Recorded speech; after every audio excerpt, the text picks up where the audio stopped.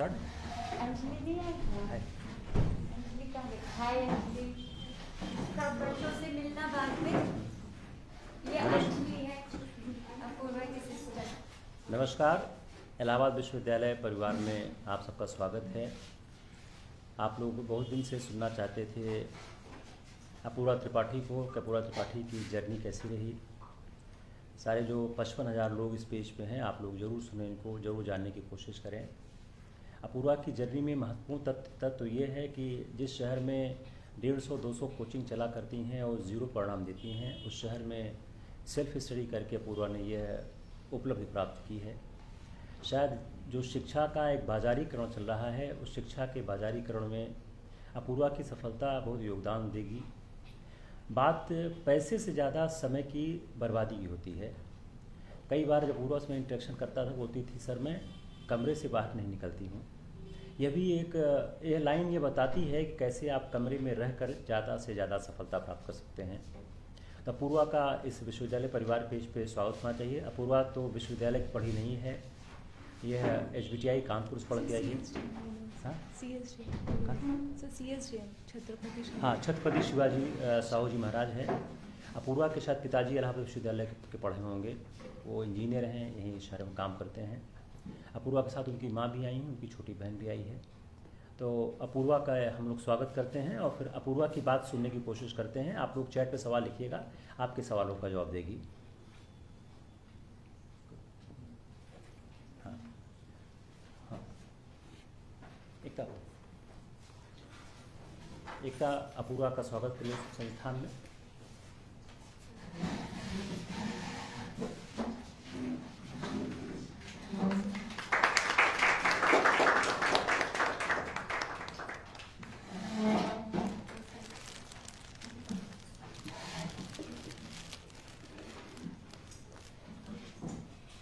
तो मैं अपूर्वा से अनुरोध करूंगा वो अपनी जर्नी को शेयर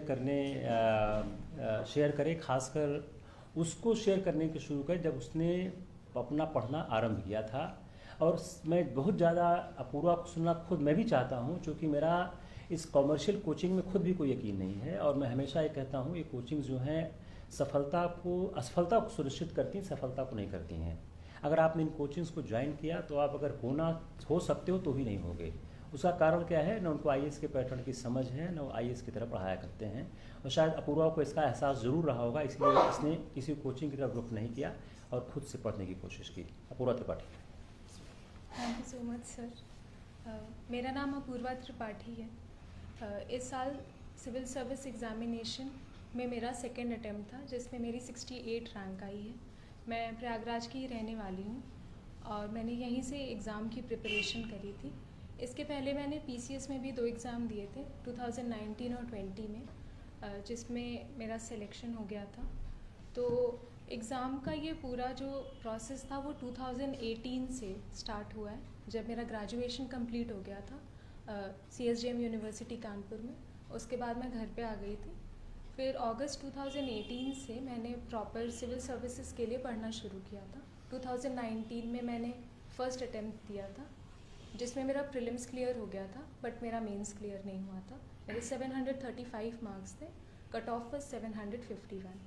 फिर उसके बाद ये मेरा दूसरा अटेम्प्ट है, जिसमें मेरी 68 रैंक आई है। तो स्टार्टिंग में कि कैसे स्टार्ट किया था उसके बारे में अगर बताना है, तो पहले मैंने शुरुआत में जितने भी टॉपर टॉक वीडियोस हैं, जितने भी लोगों ने आर्टिकल लिखे, ब्लॉग लिखे, कई सारे लोग जो बहुत ही ब्रिलियंट लोग, बहुत ही एक्सेप्शनल लोग हैं, उन लोगों का मैंने देखा। और फिर मैंने कोशिश करी समझने की कि इन सारे रिसोर्सेज में कैसे मैं अपने लिए एक रिसोर्स चुन सकती हूँ, क्योंकि सारी चीज़ें तो नहीं पढ़ सकते ना जो सब लोग बता रहे हैं। उसमें हमें एक एक चीज़ एक एक सब्जेक्ट के लिए डिसाइड करना चाहिए। तो ये मैंने कम से कम 1 महीने तो मैंने सबके वीडियोज़ ही देखे थे, सब यही सुना था, सब जगह पढ़ रही थी कैसे पढ़ना है, ये स्टार्टिंग में मैंने किया था। क्वेश्चन पेपर देखे तो 2018 का तब प्रीलिम्स हुआ था, और वो प्रीलिम्स बहुत डिफ़िकल्ट था इन कंपैरिजन टू 2017। तो मार्केट में थोड़ा ये भी था कि अब प्रीलिम्स भी बहुत डिफ़िकल्ट हो रहा है। तो इस तरह से मैंने स्टार्ट किया था पढ़ना। तो फर्स्टली क्योंकि मैंने ग्रेजुएशन इंजीनियरिंग सब्जेक्ट से किया था, और मैंने 4 साल से कोई न्यूज़पेपर नहीं पढ़ा था उस टाइम, तो मेरी नॉलेज एकदम बहुत ही एकदम बेस लेवल की थी। तो मुझे एकदम स्क्रैच से स्टार्ट करना था, एकदम स्टार्टिंग से स्टार्ट करना था। तो ये हमेशा लगता है कि हम compete जिन लोगों से करने जा रहे हैं वो लोग या तो बहुत एक्सेप्शनल होंगे या तो उन्होंने पहले से बहुत पढ़ रखा होगा। ऐसे हमारे माइंड में कई सारे थॉट्स आएंगे कि बाकी सब लोग क्या पता बहुत अच्छे कॉलेज से हैं, बाकी किसी का बहुत अच्छे उनके पास गाइडेंस है, बहुत अच्छी कोचिंग है, हमारे पास ये नहीं है, तो हम कैसे करेंगे? क्या हमें कहीं दिल्ली में ही कोचिंग करनी है या फिर किसी पर्टिकुलर कोचिंग में करेंगे तभी होगा? ऐसे कई सारे थॉट्स आपके मन में आएंगे, but you have to start from the zero. आप ये सोचो कि आप वहाँ से स्टार्ट करोगे, आप ऊपर ही जाओगे, ऐसे कोई नेगेटिव वाला पॉइंट नहीं आने वाला है। तो फिर ये सोच के मैंने सबसे पहले जो भी NCERT की बुक्स थी 6th 7th 8th से, वहाँ से स्टार्ट करोगे, आप ऊपर ही जाओगे, ऐसे कोई नेगेटिव। तो 6th 7th 8th की NCERTs ली जितने सब्जेक्ट्स की, और 11th 12th की NCERTs बहुत क्रूशियल हैं, specially for history, geography, polity, economy में 11th क्लास की, और 12th में जो मैक्रो इकोनॉमिक्स वाला पार्ट है 12th की NCERT में वो। तो ये जो बेसिक बुक्स हैं आपको इनकी अंडरस्टैंडिंग बहुत अच्छी होनी चाहिए। जैसे NCERT की जो बुक है इंडियन कॉन्स्टिट्यूशन एट वर्क, वो बहुत ही अच्छी बुक है, पॉलिटिकल थॉट वाली, पॉलिटिकल थ्योरी वाली एक NCERT है, वो भी बहुत अच्छी है। आप प्रीलिम्स के क्वेश्चंस देखोगे तो वो अगर आपको अंडरस्टैंडिंग है कि कॉन्स्टिट्यूशनल गवर्नमेंट क्या है, एक लिमिटेड गवर्नमेंट क्या है, लिबर्टी क्या होता है, तो ये सब आपकी ये 10-15 क्वेश्चन प्रिलिमिनरी में तो क्लियर हो ही जाएंगे अगर आपको चीज़ें समझ में आ रही हैं जो उसमें लिखा है। तो वो अंडरस्टैंडिंग डेवलप करना बहुत इंपॉर्टेंट है। फिर NCERTs के बाद द सेकेंड पिलर वॉज जो भी रेफरेंस मटेरियल है। तो आप हर सब्जेक्ट के लिए कई सारा रेफरेंस मटेरियल नहीं पढ़ सकते हैं, आपको एक ही पढ़ना पड़ेगा। बिकॉज और ये भी हमेशा लोगों को होता है फियर ऑफ मिसिंग आउट, कि वो क्या पता बहुत अच्छा बाकी लोग पढ़ रहे हैं और हम ये रिसोर्स पढ़ रहे हैं, तो क्या पता ना हो। But at the end of the day जब आप एग्ज़ाम देने जाओगे, रिसोर्स किसी ने कितने भी पढ़े हो, आप पेपर में जो करके आओगे ना वही आपका मार्क्स बताएगा। आपने 1000 किताबें पढ़ी हो और आपने एकदम ईजी सा क्वेश्चन गलत कर दिया तो कोई मतलब नहीं है, और आपने वो चीज़ें पढ़ी भी ना हो पर अगर आप समझ के वहाँ पे कर सकते हो तो then that is the best thing. तो रेफरेंस बुक्स में जैसे पॉलिटी के लिए मैंने लक्ष्मीकांत को पूरा पढ़ा था, जोग्राफ़ी के लिए GC लियोंग लोग पढ़ते हैं, जोग्राफ़ी तो मेरा ऑप्शनल भी था तो मैंने उसके लिए सविंदर सिंह और खुल्लर भी पढ़ी थी। देन हिस्ट्री के लिए मॉडर्न इंडिया के लिए स्पेक्ट्रम। हमको पढ़ना क्या है जो सब लोग पढ़ते हैं, कि जब उन किताबों से क्वेश्चंस आए जो सब लोग पढ़ रहे हैं तो हमारा भी सही होना चाहिए, है ना। जो क्वेश्चन जो किताबों से कोई नहीं पढ़ रहा है उसमें हमको परेशान होने की ज़रूरत नहीं है, जो सबको आता है वो हमको आना चाहिए और फिर हमको उससे थोड़ा सा ज़्यादा और आना चाहिए बस। फिर उसके बाद हिस्ट्री, जोग्राफ़ी, पॉलिटी हो गया। फिर उसके बाद इकोनॉमी के लिए जैसे रमेश सिंह की बुक है, और मैंने तब यूट्यूब पे काफ़ी वीडियोस भी देखे थे, मृणाल के फ्री वीडियोस तब आते थे तो वो मैंने देखे थे इकोनॉमी के लिए। एनवायरनमेंट के लिए जैसे शंकर IAS की बुक पढ़ी थी। तो ये सारे सब्जेक्ट वाइज एक एक बुक थी मेरे पास और उसकी NCERT थी। और न्यूज़पेपर भी मैंने पढ़ना स्टार्ट किया था तभी। स्टार्टिंग में क्या था कि न्यूज़पेपर पढ़ने में सोचा था कि इसके नोट्स बनाएंगे और ये सब करेंगे, but at the end of the day ना वो बहुत ही टाइम कंज्यूमिंग है। आप 1 घंटा न्यूज़पेपर पढ़ रहे हो, फिर 1 घंटा नोट्स बना रहे हो, फिर उसके बाद जब कोचिंग के मटेरियल आ रहे हैं तो ऑलरेडी उन्होंने बना के रखा हुआ है, फिर आप इतनी मेहनत किए जा रहे हो और वो मटेरियल ऑलरेडी अवेलेबल है। तो न्यूज़पेपर पढ़ना एज ए हैबिट बहुत अच्छा है, बट आप अपना टाइम का भी कॉन्शियस रखिए कि आप सुबह से शाम तक आप बैठ के अगर नोट मेकिंग कर रहे हो तो आप कब बाकी चीज़ कब करेंगे। तो आप जो भी टाइम इन्वेस्ट करो उस टाइम को ऐसे इन्वेस्ट करो कि आप आगे ही जा रहे हो उस चीज़ में, उस सब्जेक्ट में। तो ये प्रिलिमिनरी के लिए इतना मेरा बेसिक था। मेंस के लिए इन्हीं सब्जेक्ट्स में जो भी मेंस का सिलेबस है, आपको सिलेबस एकदम क्लियर होना चाहिए, आपको पता होना चाहिए कौन सा टॉपिक है, कौन से। कई बार क्या होता है कि हम पेपर देने जा रहे हैं और हमने सिलेबस ही नहीं देख रखा होता है, तो मेंस के एक सिलेबस का एक पॉइंट आपको पता होना चाहिए कहाँ पे।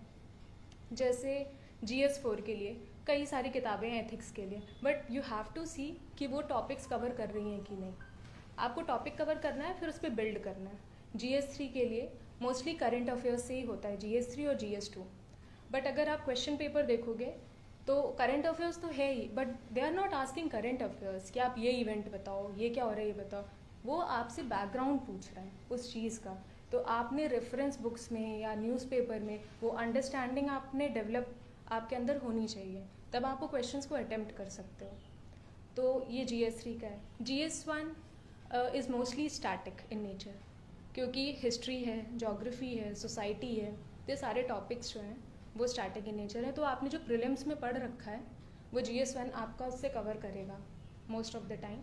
और GS2 के लिए लक्ष्मीकांत प्लस जो आपके करंट अफेयर्स मटेरियल्स हैं, और उसके साथ कई सारे इंस्टीट्यूट्स फ्री में इतना मटेरियल प्रोवाइड करते हैं। तो आप किसी भी एक इंस्टीट्यूट का आपको जो मन लगता हो पढ़ने का, जो आपको लगता हो कि हाँ इसको पढ़ सकते हैं, तो आप उसको पढ़ो, उससे आप अपने नोट्स बनाओ या जो भी करना है।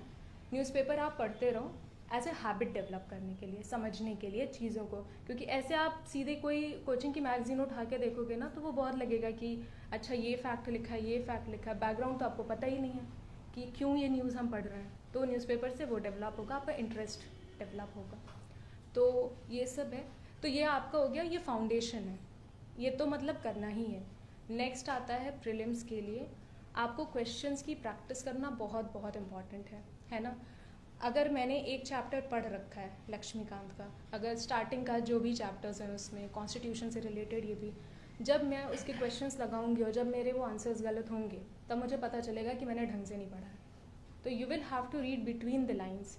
कहीं लिखा रहता है ये कॉन्स्टिट्यूशन में ये बोला है कि ये किसी रिप्रेजेंटेशन ऑफ पीपल एक्ट में बोला है, ये सब आपको कैसे क्लियर होगा जब आपके क्वेश्चंस गलत होंगे। जब वापस से आप बुक के पास जाएंगे आप देखेंगे कि इसमें जैसे इंटर स्टेट काउंसिल कौन अपॉइंट करता है, प्रेसिडेंट करता है कि पार्लियामेंट करता है, आर्टिकल कौन सा है कॉन्स्टिट्यूशन का, ये सब तब सही होगा जब आप बार बार बुक को रिविजिट करेंगे। और बस ऐसे पढ़ने के लिए नहीं, उसमें आप खुद से आपको सोचना पड़ेगा कि ये जो मैं पढ़ रही हूँ इसमें क्या गलत क्वेश्चन फ्रेम किया जा सकता है मेरे लिए, क्या ये गलत, ये कैसे हो सकता है, किसी एग्ज़ाम में मैं इसको कैसे गलत कर सकती हूँ।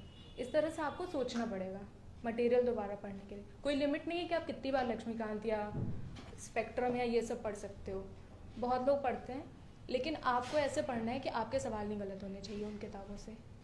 और मोस्ट ऑफ द टाइम अब क्या हो रहा है, अब इन किताबों से सवाल आ भी नहीं रहे, बट आपकी अंडरस्टैंडिंग तो डेवलप हो ही जाएगी, तो आप वो ऑप्शंस में एलिमिनेट कर सकते हो eight the end of the day.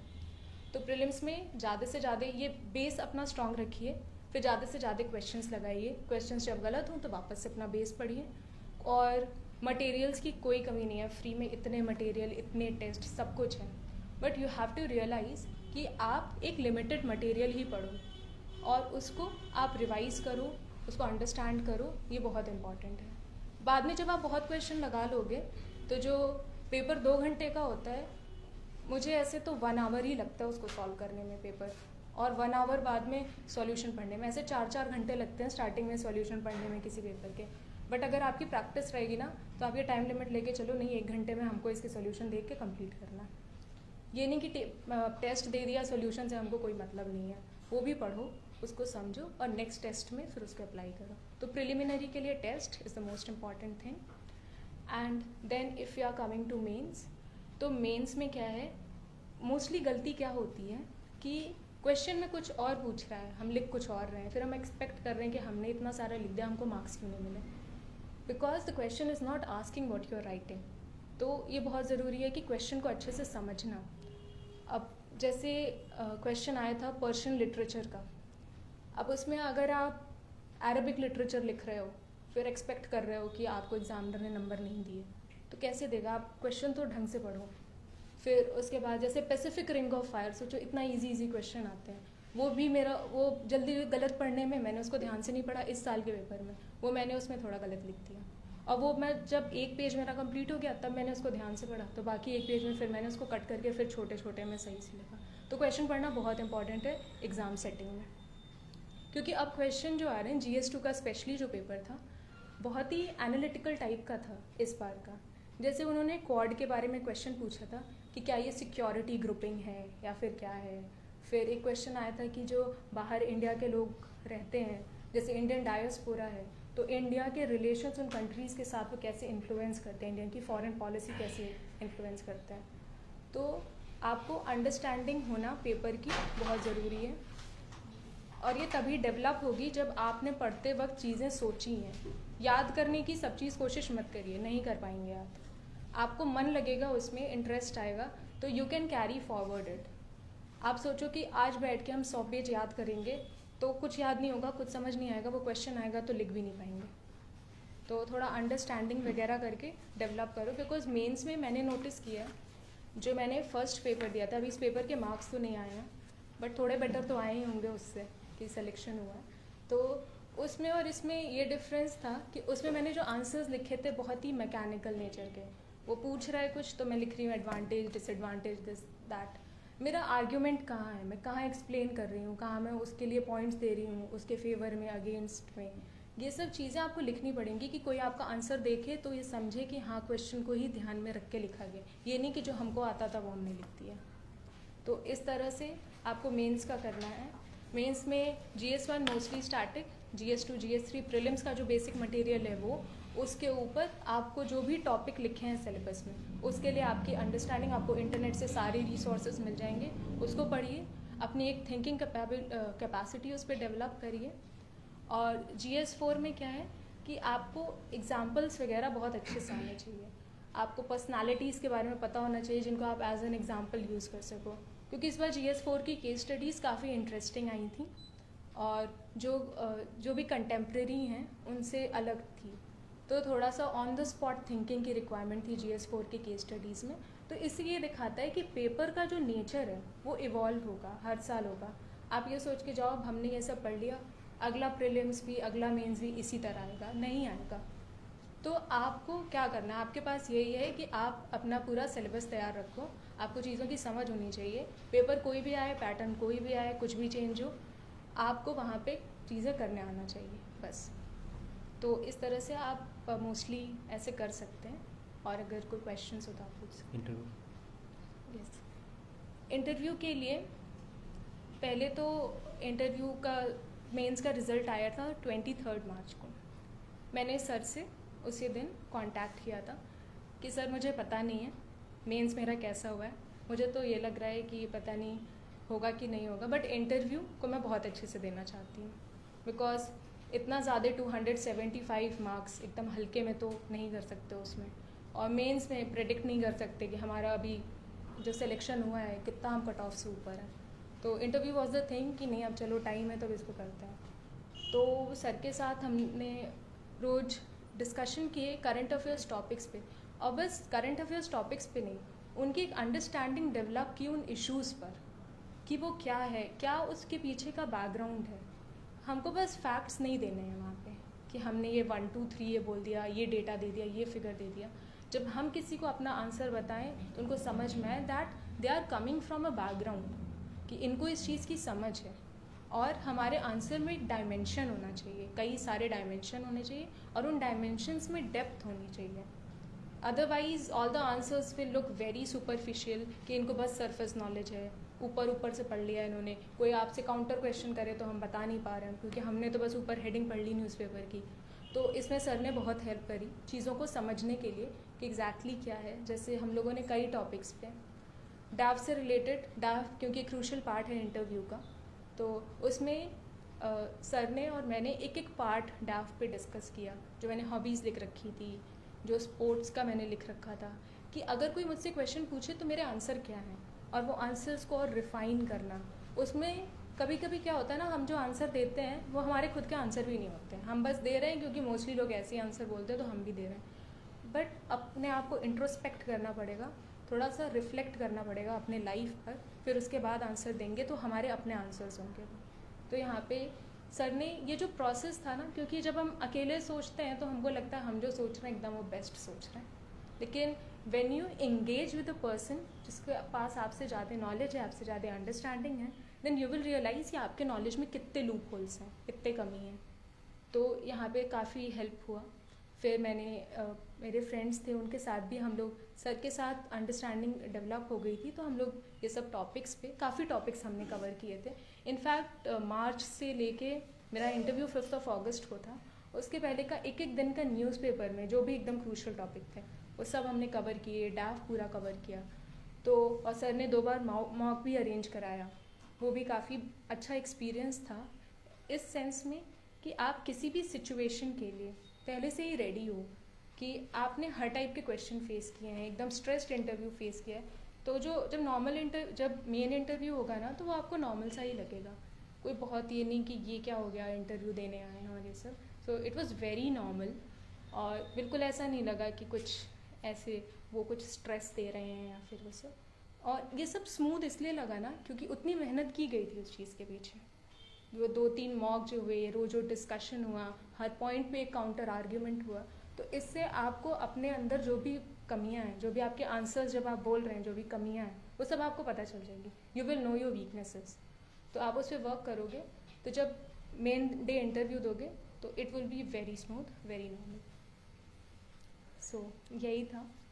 और आप लोगों को कोई क्वेश्चन पूछना हो तो। अपूर्वा, एक सवाल अक्सर आता है, कितने क्वेश्चन प्रीलिम्स में अटेम्प्ट किए जाने चाहिए? इस सवाल मैंने जैसे जो मेरे साथ जो लोग पोस्ट होते हैं, आप लोगों के एज के लोग, इस सवाल हमेशा पूछता हूँ कि कितना, सब तो आता नहीं है, तो कितने क्वेश्चन अटेम्प्ट किए जाने चाहिए प्रीलिम्स में? So the thing about prelims is, in my understanding, कि हमको पूरे पेपर में 100 क्वेश्चंस हैं, तो हमको एकदम स्पेसिफिकली 40-45 क्वेश्चन ही पता होंगे, जिसमें वी आर एकदम श्योर शॉट कि यही आंसर होगा। जो रेस्ट ऑफ द क्वेश्चंस होंगे, उसमें कई सारे ऐसे टॉपिक्स होंगे जो आप पहली बार पढ़ रहे हो और पेपर में ही पढ़ रहे हो, वहाँ पे एग्जाम में ही पढ़ रहे हो उसको पहली बार। क्योंकि लास्ट ईयर एग्रीकल्चर के इतने क्वेश्चन आए थे, शुगर केन की फार्मिंग कैसे होती है, एलिफेंट के ऊपर इतने क्वेश्चन आए थे।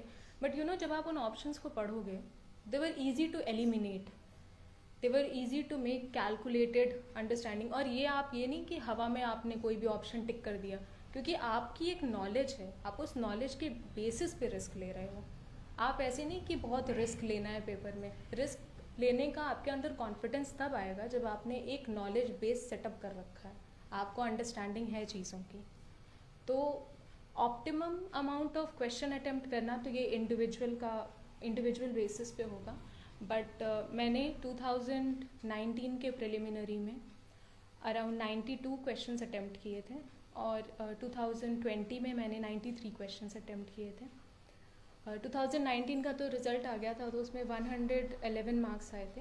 अभी इसका तो आया नहीं है, तो but it was above that 111, जो भी कोचिंग के आंसर कीज़ हैं, जो उतनी रिलायबल भी नहीं है। तो बट फिर भी आप अगर कम क्वेश्चंस अटेम्प्ट करोगे, आपने मान लो 70 क्वेश्चन अटेम्प्ट किए, तो आपके 70 के 70 ऐसे तो होगा नहीं कि सही हो जाएंगे। एक्यूरेसी का भी एक फैक्टर होता है। तो अगर आप 10 क्वेश्चन में थोड़ा एलिमिनेट कर रहे हो, तो आपके अगर 4-5 क्वेश्चन गलत हो जाएंगे, तो अगर 4-5 सही भी हो जाएंगे, तो वो आपके पॉजिटिव में ही जाएगा। बट एकदम ये भी नहीं कि हम एलिमिनेशन पे डिपेंडेंट हैं। जैसे इस पेपर में 2020 वाले में देवर 10 क्वेश्चंस, जिसमें मुझे 2 ऑप्शंस में डाउट थे, एंड मैंने जो कोचिंग के आंसर की से मिलाया, in all the 10 questions I got the answer wrong. But तो ये है कि जो बाकी जो मैंने क्वेश्चन किए थे वो मोस्टली सही थे। अब मैंने 93 किए थे, अब मेरे 69-70 सही हैं, और बाकी 20-24 गलत है। तो आपको एक स्वीट स्पॉट है कि आपका 65 क्वेश्चंस सही होने चाहिए। अब फिर वो आप अपनी एक्यूरेसी से आप कई सारे टेस्ट लगाओ, देखो आपका वो रेंज कहाँ बन रहा है ऑप्टिमम। 90 क्वेश्चन करने पे कितने नंबर आते हैं, 93 पे कितने आते हैं, ऐसे 100 क्वेश्चन तो अटेम्प्ट तो मत ही करो, इतना भी रिस्क मत लो, चाहे कितना भी नॉलेज बिल्ड कर लिया। और अगर ठीक है, अगर आपको है कॉन्फिडेंस तो आप करो, उसमें भी कोई प्रॉब्लम नहीं है। और 85-80 ये भी लोग करते हैं, but you know anything less than 80, फिर ये है ना कि आपके फिर बहुत सारे क्वेश्चन ही होने चाहिए, आपकी एक्यूरेसी बहुत अच्छी होनी चाहिए। तो ऐसे पेपर्स में हम प्रेडिक्ट नहीं कर पाते हैं कि हम कभी कभी तो एकदम इजी क्वेश्चन गलत कर देते हैं, तो फिर ये प्रेडिक्ट करना कि हम एकदम एलिमिनेट जो करके आए वो भी हम एकदम सही करके आए हैं। तो इसके लिए ना आपको प्रैक्टिस करनी पड़ेगी। आप 40-50 मॉक देकर देखो क्या रेंज में आपके नंबर आ रहे हैं। मॉक तो आपको बहुत देने चाहिए, because that will help you analyse कि आप एग्ज़ाम प्रेशर में कैसे पेपर करते हो और कितने क्वेश्चंस पे कितने आपकी एक्यूरेसी बनती है। अपूर्वा, एक बहुत बड़ी तादाद तुमको सुन रही है जो अभी बीए में पढ़ रही है, इलाहाबाद यूनिवर्सिटी में, जो बीए बीएससी बीकॉम में है। ह्यूज कहते हैं और ऑडियंस आपकी इसमें आपको सुन रही है। ये प्रीलिम्स और मेंस की तैयारी कैसे शुरू की जाए? पहले मेंस किया जाए, पहले प्रीलिम्स किया जाए, पहले कंबाइंड किया जाए? इसमें आपकी क्या ओपिनियन है? सर मेरा तो स्टार्टिंग में प्रिपरेशन में थोड़ी गड़बड़ी हो गई थी, तभी जो मेरा मेंस नहीं क्लियर हुआ था फर्स्ट अटेम्प्ट में। बट ऐसे हाइंडसाइट के बेनिफिट में मैं ये बोल सकती हूँ कि स्टार्टिंग आप जैसे करो तो जो भी आपका सिलेबस है प्रीलिम्स मेंस कंबाइंड, उसको पढ़ने की कोशिश करो सारी। जैसे अगर आप मान लीजिए आपको जून में पेपर देना है और आपने जुलाई में 1 साल पहले से स्टार्ट करा, तो आप जुलाई से लेके दिसंबर तक प्रॉपर अपना ऑप्शनल कंप्लीट करो। मेंस का जो भी पार्ट है सिलेबस का, एक एक पॉइंट पढ़ो, एक एक पॉइंट कंप्लीट करो। प्रीलिम्स क्या है कि कुछ अलग से क्वेश्चंस नहीं आएंगे, वही आएंगे जो आप मेंस में करने वाले हो। प्रीलिम्स में क्या है, थोड़े क्वेश्चंस और आएंगे जो थोड़े फैक्चुअल हो सकते हैं, और थोड़े कुछ थीम्स हैं प्रीलिम्स की यूपीएससी की, उन थीम्स पे ही मोस्टली क्वेश्चंस आते हैं। तो ये आप पहले अपना सिलेबस कंप्लीट करो मेंस के पर्सपेक्टिव से, उसमें प्रीलिम्स आपका ऑलरेडी इंक्लूडेड है। जो हमने बुक्स डिस्कस किया था वो आपको मेंस के लिए भी पढ़नी ही है, तो आप ऐसे तैयारी करो। फिर एग्ज़ाम के 4-5 महीने पहले अगर आप प्रीलिम्स मेंस दोनों कर रहे हो तो लास्ट के 3 to 4 months give only to prelims, solve as many questions as you can, analyze as many questions, as many previous year questions you can do। तो ये आप लास्ट के 3-4 मंथ्स में रखो, और उसके पहले आप पूरा मेंस कंप्लीट रखो, क्योंकि प्रीलिम्स देने के बाद ना आपका क्लियर हो गया, 20 दिन बाद रिजल्ट आएगा और आपने कुछ नहीं पढ़ा है, तो फिर बहुत मुश्किल होता है कुछ भी कंप्लीट करना। पहले तो आप पूरे टाइम डिप्रेस रहोगे कि अब होगा कैसे, इतना बड़ा सिलेबस है, इतना ऐसा। तो वो सब पहले करके रखो कि अगर आप मेहनत से प्रीलिम्स निकाल रहे हो तो आपका मेंस भी निकलना चाहिए। तो इस तरह से आप पहले ही तैयारी रखो उसके। एक आंसर राइटिंग के नाम पर बहुत से लोग काम करते हैं कि आंसर राइटिंग कराई जानी चाहिए। क्या आंसर राइटिंग की थी आपने मीन्स के लिए? सर आंसर राइटिंग को जैसे ऐसे किया जाता है कि it is the only objective. Answer writing is not the objective. Understanding the syllabus, आपको सारी चीज़ों के कॉन्सेप्ट्स की समझ हो, दैट इज़ द ऑब्जेक्टिव।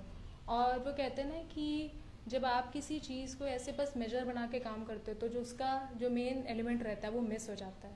तो answer writing is definitely important, but ये नहीं कि आज हमने कोर्स पढ़ना शुरू किया, आज पहले दिन जब हम आंसर लिख रहे हैं। कैसे आंसर लिख रहे हो जब आपको टॉपिक्स ही नहीं पता है? आपको अगर सेपरेशन ऑफ पावर नहीं पता है तो आप कौन से आंसर लिखोगे? फिर आप उसमें टाइम वेस्ट कर रहे हो। अब आंसर सबके देख रहे हैं, अब लिख रहे हैं। पहले पढ़ लो, उसको याद कर लो, समझ लो, फिर जब क्वेश्चंस, जब उसका टाइम है तो आंसर भी लिख लो।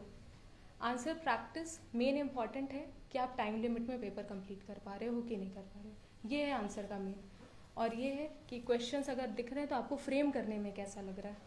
तो ये सब आप प्रीलिम्स मेंस के बीच में प्रैक्टिस कर लो, या फिर उधर जब मेंस का आप सिलेबस कंप्लीट कर रहे हो स्टार्टिंग में, तो तब आप प्रैक्टिस के लिए इसको करो। बट ये नहीं कि दिन के रोज़ मुझे 50 आंसर लिखने हैं, ऐसे नहीं। आप सिलेबस पढ़ो, तैयारी करो उसकी प्रॉपर, कि आपको अगर कोई पूछे कि यूनिटरी एलिमेंट्स क्या हैं कॉन्स्टिट्यूशंस के, तो you should know on your finger tips. तो अगर वो क्वेश्चन एग्जाम में आएगा तो आप वो लिख भी लोगे जल्दी जल्दी। तो आंसर राइटिंग का यही है। एक दो ऐसा टाइम फ्रेम होता है जो अनश्योर होता है। पहला क्या है, प्रीलिम्स देने के बाद और प्रीलिम्स का रिजल्ट आने के बाद। दूसरा मेंस देने के बाद और मेंस के रिजल्ट आने के बाद। जो दो टाइम फ्रेम है, एक टाइम फ्रेम हेल्प करता है आपके मेंस के प्रिपरेशन को, दूसरा टाइम फ्रेम हेल्प करता है आपके इंटरव्यू के प्रिपरेशन को। उस टाइम फ्रेम का आपने इस्तेमाल किया था? सर फर्स्ट अटेम्प्ट में तो मैंने उस टाइम फ्रेम को बिल्कुल सही से इस्तेमाल नहीं किया था, और मुझे लगता है उसका ये रिज़ल्ट था कि मेंस मेरा क्लियर नहीं हुआ था। बिकॉज एक एक दिन बहुत क्रूशियल होता है, और इतने टाइप की आंसर की सर्कुलेट होती है मार्केट में। कहीं से मेरे मार्क्स आ रहे थे 105, कहीं से 102। जब फाइनल रिजल्ट आए तो मेरे नंबर आए थे 111। मतलब इतना डिफरेंस था आंसर की में। तो पूरे टाइम यही लगता था शुरुआत के 20 दिन कि प्रीलिम्स क्लियर हो भी रहा है कि नहीं हो रहा है। But that was one of the biggest mistake which I did in my first attempt, that I wasted a lot of time in speculation about whether I will clear or not. तो आप ऐसा करिए, आप जब prelims देकर आते हो, आपको आंसर की मिलाना है, मिला लो 1-2 दिन जो भी करना है, लेकिन 2 दिन बाद ना आपको पढ़ना तो मेंस ही है। अगर आपको नेक्स्ट अटेम्प्ट देना है तो भी आपको मेंस ही पढ़ना है अभी, क्योंकि प्रीलिम्स का पढ़ोगे उसके 3 महीने पहले, और अगर आपको अभी देना है तो मेंस तो पढ़ना ही है। तो प्लीज़ डोंट वेस्ट, थोड़ा सा भी टाइम मत वेस्ट करो, तुरंत स्टार्ट करो। और इंटरव्यू के बाद वाला, उधर मेंस के बाद मेरा इंटरव्यू था जैसे यूपी पीसीएस का, फरवरी में था। तो मेरी इंटरव्यू प्रिपरेशन तो लगभग तभी स्टार्ट हो ही गई थी मेंस के बाद। और फिर उधर थोड़ा जैसे कोविड की वजह से काफ़ी एक्सटेंशन भी मिल गया था, तो ऐसा कोई इफेक्ट पता नहीं चला अगर टाइम मैंने वेस्ट किया भी हो।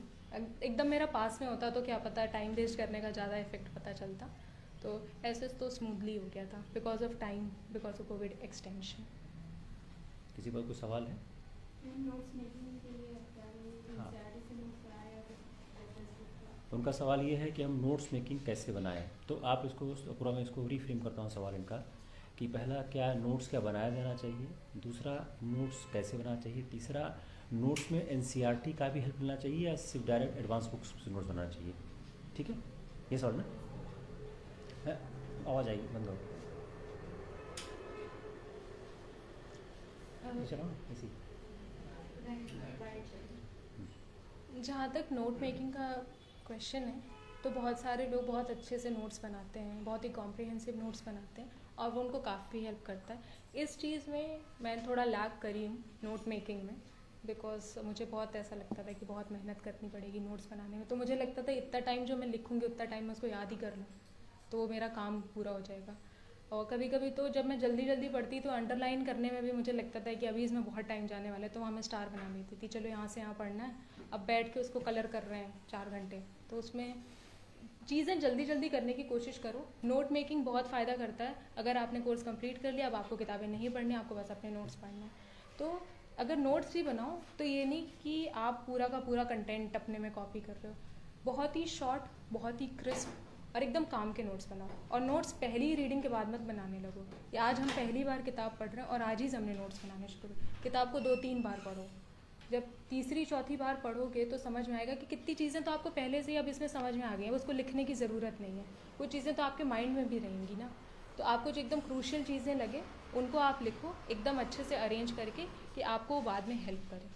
तो अपने टाइम का यूज़ अच्छे से करना चाहिए नोट मेकिंग में, जहाँ तक मेरी अंडरस्टैंडिंग है। पूरा क्या है ना कि सफलता के आलोक में आदमी वो चीज़ें भूल जाता है जो उससे मिस्टेक्स होती हैं। जी अगर याद करो हमारा तुम्हारा कन्वर्सेशन है ना कि पिछली गलतियाँ हमने बहुत की हैं। Yes, हम अगले अटेम्प्ट की तैयारी शुरू करते हैं। Yes, अभी जब sir. तुम्हारा आया था कि हम लोग इसको नए सिरे से 2021 का एग्ज़ाम देने की कोशिश करते हैं।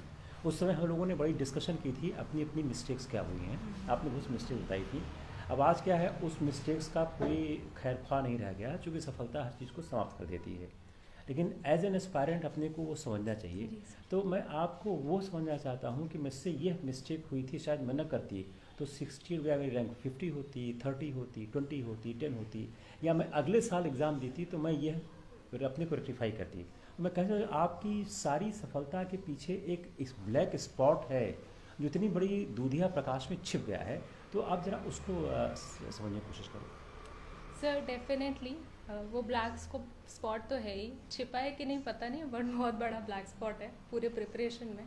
ये हम जब रेट्रोस्पेक्टिवली देखते हैं तो लगता है कि हमने क्या पता सब अच्छा ही किया, बट द थिंग इज़ ना, आपके सारे मिस्टेक्स भी आपने जो बहुत अच्छा किया हो वो सारी चीज़ें कन्वर्ज होकर आपका रिजल्ट लाएंगी। आपके मिस्टेक्स भी उतने ही इम्पॉर्टेंट पार्ट हैं आपकी चीज़ में जितना कि आपने जो बहुत कुछ अच्छा काम किया। तो मिस्टेक्स तो मैंने काफ़ी रियलाइज़ करी थी जो मुझे इम्प्रूव करनी है, स्पेशली मेंस के लिए। मैंने काफ़ी चीज़ें सोच रखी थी कि इस बार मैं ऐसे करने वाली हूँ। प्रीलिम्स भी मैं दे रही थी। प्रीलिम्स के मैंने अभी तक 40 फुल लेंथ पेपर मैंने सॉल्व कर चुके थे। अभी मैं 10 अक्टूबर के प्रीलिम्स की प्रिपरेशन कर रही थी। इनफैक्ट जिस दिन रिज़ल्ट आया था उस दिन सुबह ही मैंने एक मॉक दिया था ऑनलाइन। तो आपको प्रिपरेशन तो स्टार्ट करनी है। प्रीलिम्स में एज सच मुझे कुछ मिस्टेक का ये नहीं लग रहा था। मेन ये था कि मतलब टाइम था मेरे पास, तो मैंने न जाने क्या क्या पेपर सॉल्व कर लिया। अभी मैंने पूरा CAPF का 2018 से 2021 तक का पेपर सॉल्व कर लिया, पूरा CDS का पेपर सॉल्व कर लिया, NDA के जो क्वेश्चंस आए थे वो भी सॉल्व कर लिए। क्योंकि इंटरव्यू देने के बाद खाली बैठे थे, फिर ये लग रहा था अभी कुछ क्लियर नहीं होगा तो प्रीलिम्स तो देना ही पड़ेगा। तो प्रीवियस ईयर क्वेश्चंस मैं सारे सॉल्व कर रही थी, उनके नोट्स भी मैंने बढ़िया बनाए थे। इस बार मैंने सोचा था मैं नोट्स भी बनाऊँगी, तो वो भी स्टार्ट किया। सारे थीम्स जो थे क्वेश्चन पेपर के, वो थीम्स भी मैंने नोट किए। जैसे प्रीलिम्स ऐसे देखने में लगता है ना कि ये क्वेश्चन, अरे ये क्वेश्चन क्यों पूछा, ये क्वेश्चन कहाँ से आया, but when you will see कि अगर आप 10 साल का पेपर देखोगे तो वो क्वेश्चंस आएंगे, क्योंकि वो पहले भी आए हैं। जैसे बायोस्फीयर रिजर्व पे किस बेसिन के बगल में कौन से पार्क्स हैं, ये क्वेश्चंस हर साल आते हैं। कोई जेनेटिक्स में और बायो इन्फॉर्मेशन टेक्नोलॉजी में, जैसे डिजिटल सिग्नेचर का क्वेश्चन आया था एक बार, लाइफाई का क्वेश्चन आया था, फिर अभी वायरलेस कम्युनिकेशन का क्वेश्चन आया था, फिर विजिबल लाइट कम्युनिकेशन का क्वेश्चन आता है। ये सब हर साल ये क्वेश्चंस आ रहे हैं। फिर अगर आप पेपर अचानक से देखो, बोलोगे अरे ये क्वेश्चन कहाँ से आ गया, it was already there in the previous year question papers. आपको उसको समझने आना चाहिए। पॉलिटी के आप अगर पढ़ कुछ और रहे हो और पेपर नहीं देख रहे हो पेपर में क्या पूछ रहा है, तो you will be at a disadvantage. तो यही मैं कर रही थी इस बार कि मैं प्रीवियस ईयर क्वेश्चंस को और अच्छे से कर रही थी, सारे थीम्स को और अच्छे से स्टडी कर रही थी, और यही सोचा था कि ऑप्शंस जो भी हैं उसमें थोड़ा एंशिएंट हिस्ट्री वाला पार्ट मेरा थोड़ा वीक था, तो उसको मैं सोच रही थी कि थोड़ा वर्क करूँगी। तो ये प्रीलिम्स के लिए कर रही थी।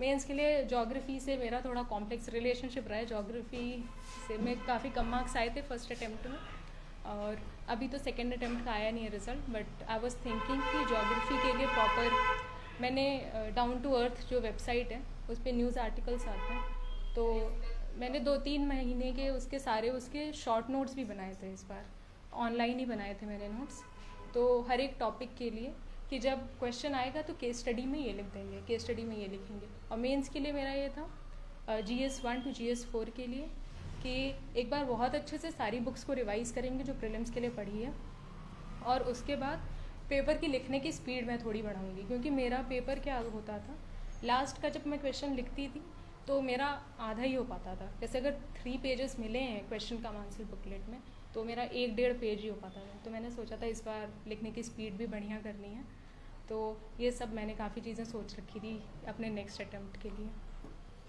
मैं थोड़ा अपूर्वा ने अपने को क्रिटिकली एनालाइज़ किया, मैं इसको और क्रिटिकली एनालाइज़ करने की कोशिश करता हूँ, क्योंकि बहुत लंबा दौर हम लोग साथ रहे। मैं अपूर्वा ज़्यादा रहे, इति और शौर्य भी आते थे, लेकिन हम लोग ऑलमोस्ट रोज़ ही कन्वर्सेशन करते थे। पहला जोड़ा मेरा जो अपूर्वा की सारी कमी में, जो सारी तैयारी में कमी, I am just trying to focus the weak part of the Apurva. Strong part तो आप जानते हो, 68 रैंक के बाद आप कुछ और कहो, कुछ सुनने को तैयार नहीं हुआ, but I M criticizing Apurva only for the sake of the benefit of all the aspirants who are listening to Apurva. Apurva newspaper नहीं पढ़ती थी, या न्यूज़पेपर पढ़ने में इसका बिलीफ कम था। उसका रीज़न क्या है, जो इंजीनियर्स हैं वो शॉर्टकट बहुत देखते हैं। शॉर्टकट क्या होता है कि सारी कोचिंग वाले, अपूर्वा ने बात पहले कही हुई थी, कोचिंग वाले अपना मटेरियल छाप देते हैं, मतलब हम न्यूज़पेपर क्यों पढ़ें, बस छाप दें। अपूर्वा को हमने स्विच किया न्यूज़पेपर की तरफ। क्या होता है, जो कोचिंग वाले छापते हैं वो व्यू पॉइंट कम लिखते हैं, फैक्ट ज़्यादा लिखते हैं। आप किसी का देखिए, किसी भी कोचिंग का जो मटेरियल आता है उसमें व्यू पॉइंट कम होता है, फैक्ट ज़्यादा होते हैं। और एज एन एस्पायरेंट आपको व्यू पॉइंट डेवलप करना होता है, और इंटरव्यू का व्यू पॉइंट आपका मेंस के रिजल्ट और इंटरव्यू के बाद नहीं हो सकता है। कोविड ने बहुतों को बर्बाद किया, अपूर्वा को कोविड ने बनाया है। क्यों बनाया है, टाइम बढ़ गया। टाइम बढ़ने से क्या हो गया, अपने पास एक लीवरेज हो गया। लोग क्या करते थे, टाइम बढ़ने पर रिलैक्स करते थे, हम लोगों ने स्टडी चेंज कर दी। टाइम बढ़ने पर हम लोगों ने कोर्स ज़्यादा पढ़ा, ज़्यादा पढ़ने की कोशिश की। तो जो एक पहली मिस्टेक अपूर्वा ने की है, वह मिस्टेक आप लोग ना करो कि वह न्यूज़पेपर कम पढ़ती, इससे बाद में इंटरव्यू पढ़ा। और इसके पास क्या है, फास्ट लर्नर है, तो कोई भी चीज़ शुरू करती है बहुत जल्दी पिकअप करती है, बहुत बड़ा इसका एसेट पॉइंट है। तो एक तो मैं अपूर्वा की वो कमी आपको पॉइंट आउट की, जो उसने एक्सेप्ट भी किया है कि हम नहीं पढ़ते थे। दूसरा, मैंने इनको 3 लोगों का नाम बताए, अशोक गुलाटी, सी राजा रमन, प्रताप भानु मेहता। याद है ना? यस। हमका कुछ नहीं करने का, न्यूज़पेपर ओपन करने का, इनका आर्टिकल पढ़ने का है। तो ये पढ़ती थी, तो जब हम लोगों का डिस्कशन होता था, कई बार ये मुझ पर 20 पढ़ने लग गई थी। चूँकि क्या है, ये वही 3 पढ़ के आती थी, तो क्या करी, उसको 3 को ठीक से पढ़ती थी, बाकी को सुपरफिशियल पढ़ती थी। तो उन तीनों में इसकी कंट्रोल होती थी। अब इसको समझाया क्यों गया था, अशोक गुलाटी लिखते हैं मेनली एग्रीकल्चर पे, इसका ऑप्शन क्या था, ज्योग्राफी था। अशोक गुलाटी सब पढ़ना चाहिए, बहुत अच्छा एनालाइज करते हैं, बड़े अच्छे फैक्ट लाते हैं वो। दूसरा क्या है कि जो सी राजा रमन है वो एक्सपर्ट है इंटरनेशनल रिलेशन के। जो पॉलिटिकल साइंस के लोग सुन रहे हैं उसको जरूर पढ़ें, पढ़ना सबको चाहिए। उनकी जो एनालिसिस और थ्योरी है वह अमेजिंग हुआ करती थी। हम लोग उस समय संघर्ष कर रहे थे तालिबान इशू पे। अब क्या है, अपूर्वा एक गर्ल कैंडिडेट है। अपूर्वा के साथ 3 खास बात थी, छोटे शहर की लड़की है, गर्ल कैंडिडेट की है, और मिडिल क्लास की है। तो जो अपने साथ लोग काम कर रहे थे, बोला ये इसका सेलिंग पॉइंट है, इसको इनकैश करना है। याद है राजपाल शर्मा था, राजपाल शर्मा इंटरव्यू रहे थे, बोला कि तुम्हारा सेलिंग पॉइंट है, इसको इनकैश करना ही करना है किसी हालत पे। तो जब वो आया तो इनकैश कैसे करना हो, तालिबान पे करना है। तालिबान पे क्या था, वो महिलाओं के अगेंस्ट था। तो अगर हमने ये समझने की कोशिश की कि अगर तालिबान के इशू पे हम अमेरिका को गाली ही देते रहेंगे तो हमारा जो व्यू पॉइंट है वो यूनिडायरेक्शनल हो जाएगा। तो पता नहीं कहाँ से सर्च करते करते हम लोग एक फिगर हाथ में लग गई कि अमेरिका ने क्या क्या विकास किया, उसको क्या किया, इसको रटाया गया। और वह विकास, वह क्या ना, कई बार इंटरव्यू में जो सवाल आप तैयार किए वो पूछे जाएं इसकी ज़रूरत नहीं होती है, वह आप में कॉन्फिडेंस देते हैं। देखिए कॉन्फिडेंस बिल्डिंग कोई इंजेक्शन नहीं है आपने निकाला और लगा दिया, ऐसा थोड़ी होता है। आप जब कोई चीज़ ज़्यादा जानने लगते हो। दूसरा, हम लोग बहुत परेशान थे 370 को लेकर। उसका कारण क्या था, इसका इंटरव्यू का डेट और 370 का रिवोकेशन सेम डेट था। तो अपने को ये बड़ी चिंता दिमाग में थी कि वो 370 का सवाल नहीं जाना चाहिए। तो एक बहुत सीनियर अफसर हैं, उनका नाम लेना उचित नहीं है क्योंकि उन्होंने ये अब मुझसे वादा लिया है कि आप मेरा नाम डिस्क्लोज नहीं करोगे। उन्होंने मुझसे क्या बोला कि आप 370 में गवर्नमेंट का व्यू पॉइंट है उस पर आप कोशिश करो। तो हम लोगों ने 370 पे, और का कहना ठीक भी था कि आप जो गवर्नमेंट ने स्टैंड लिया है उस स्टैंड में आपको कमी निकालनी भी है तो आप उस व्यू पॉइंट को समझो। हम लोगों ने उस व्यू पॉइंट को समझने की कोशिश की। इन्होंने भी किताब पढ़ी, हमने भी किताब पढ़ी, हम लोगों ने 370 बहुत अच्छे से तैयार किया।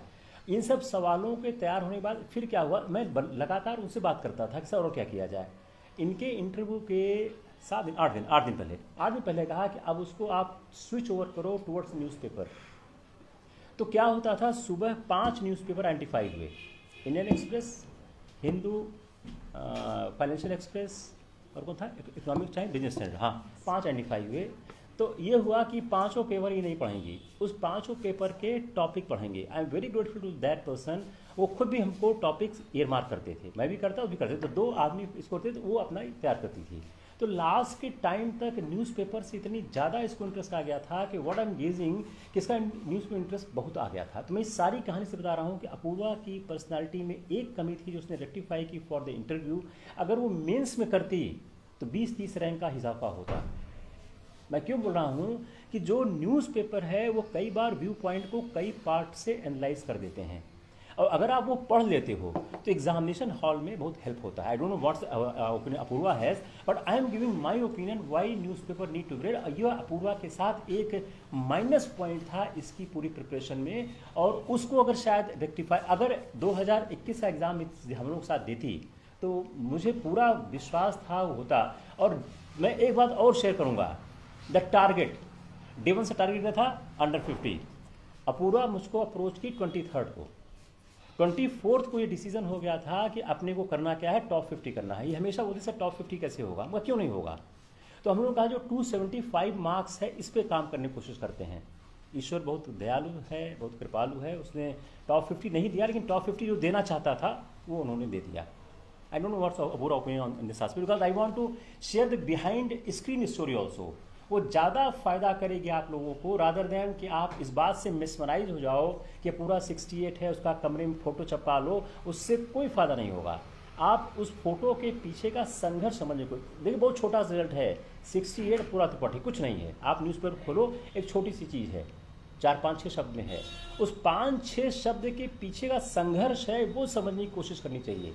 जो 20-25 हज़ार 30 हज़ार लोग अपूर्वा को सुन रहे हो, वो लोग उस 5-6 शब्द के पीछे का संघर्ष देखो कितना बड़ा है। इसने बहुत ही डिटेल में डिस्कस किया, इसीलिए मैं उस संघर्ष के पीछे की कहानी ज़्यादा समझना चाहते हैं हम लोग, ताकि बेहतर हो सके। बताओ क्या ओपिनियन आपकी है? यस, न्यूज़पेपर तो मैंने बाद में ही पढ़ना शुरू किया था। जैसे आई थिंक मैंने अपने फर्स्ट ईयर ऑफ प्रिपरेशन में 7-8 मंथ्स पढ़े थे न्यूज़पेपर, फिर वो मुझे बहुत ही टायरसम लगता था तो मैंने वो छोड़ ही दिया था एकदम।